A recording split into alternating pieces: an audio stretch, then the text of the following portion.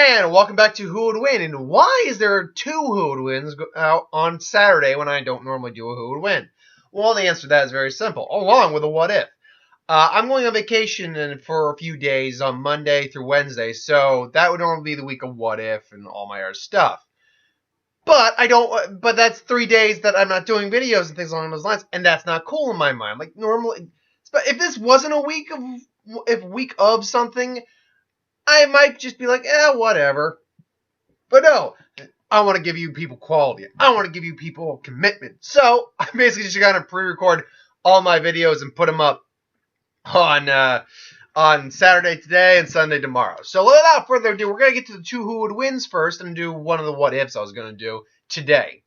And the first one comes to us from Master Blood 187, who asked the question, who would win the fight? Hercule, Satan, Mr. Satan.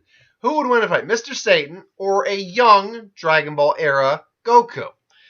Now, you didn't really specify how young a Goku we're dealing with here, so I'm going to assume anywhere between when we first meet him in the story and the first World Martial Arts Tournament. Here's the thing. Hercule Satan, by human standard, even by human standards, he's not the most impressive martial artist. He did win one championship legitimately, but it's not like he's Master Roshi or hell Yamcha or anything like that. He never learned how to control his ki or anything along those lines. He's just a competent human, and I say competent in the sense that he does know how to fight. He does. That said, it doesn't really matter in the long run because most of his other victories were through sheer dumb luck. It's even said that most of those victories he won because the guy got food poisoning or some crap like that. So that's not to say Mr. Satan can't, or Hercule Satan can't defend himself in a fight. That's not to say at all. Against any normal person, he'd be perfectly adequate. In fact, I'd even say, if we're talking about a power level, he probably does have a power level of somewhere. It can't be 100. I know for certain it probably wouldn't be 100, but it's probably in the upper teens or upper teens or low tens, or multiples of tens. So it's difficult to really to calculate where Mr. Satan would probably fall. It'd be on above your average human, but on the lower end. Kid Goku, well, there's really only two early Dragon Ball Kid Gokus we can go with. The martial arts tournament arc, the first World Martial Arts Championship tournament, and when we first meet him. If we're dealing with Goku when he fought Jackie Chun, Master Roshi, he would wipe the floor with Hercule. That's a given. At that point, he actually has legitimate training under his belt. His power is enough that he can actually push Master Roshi. He can still transform into a great ape. He knows the Kamehameha at that point, so he would beat Hercule without too much difficulty. Goku, when we first meet him, though, he's stronger than your average human, definitely. And he does know how to fight, absolutely, because Grandpa Gohan, we know that Grandpa Gohan taught him how to fight. But he is at more of a disadvantage. He's much more inexperienced. Excuse me one second. He's much more inexperienced. He does not have any key techniques under his belt. So he definitely stands a better chance of losing this fight. If these two met in a combat, let's just say Hercule's like, I'm going to do some major training, right? Hey, Brett, get out of the way. Hey, this is my home. You can't get here. Who are you? It's like, I'm Hercule Satan, soon to be greatest martial arts champion in the world.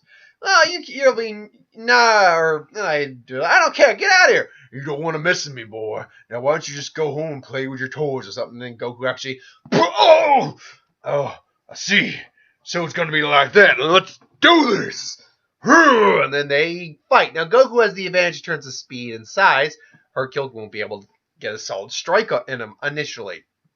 However, I do think Hercule, being a seasoned vet of martial arts, albeit by normal human standards at any rate, would have solid reflex enough to actually grab Goku by the tail. And if he grabs Goku by the tail, the fight may very well be over just then and there, because he could just whack him around while he's weakened, and then toss him. After he tosses him, Goku's not going to be limited by his weakness, but he's already going to be pretty messed up at that point. That's not to say though that Goku would be down and out, or would even be in a, or what's the best way to put it, or would even or Jesus, dog. Seriously, you stop it. Stop licking yourself.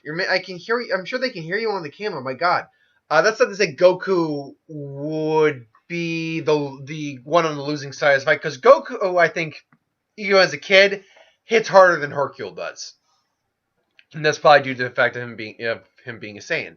So when Goku does get a shot, and Hercule's just damn, oh, this kid this brat hits hard. So by the time he throws Goku, he's probably already taken a couple shots from Goku, no doubt. That's not to say Hercule doesn't hit hard too. We know Hercule hits hard. He can punch straight through a bus. He can rip a massive ass phone book in half, which actually isn't that hard if you know the secret to do so. We know that he chopped through, like, I can't even remember how many like solid bricks it was, and he hurt his hand doing it. But I mean, it was more just like, ow. But still, he is not extreme, but he is powerful. He is strong. Because he's a guy who clearly works out a lot and is clearly a capable fighter, again, by human standards. So, these guys would probably be squaring off, and I guess the question is, who wins the ultimate fight? And it comes down to that final, all right, kid. This looks like it's going to be it for you and me. One last fight. One last strike to prove who's the stronger among the two of us. Yeah!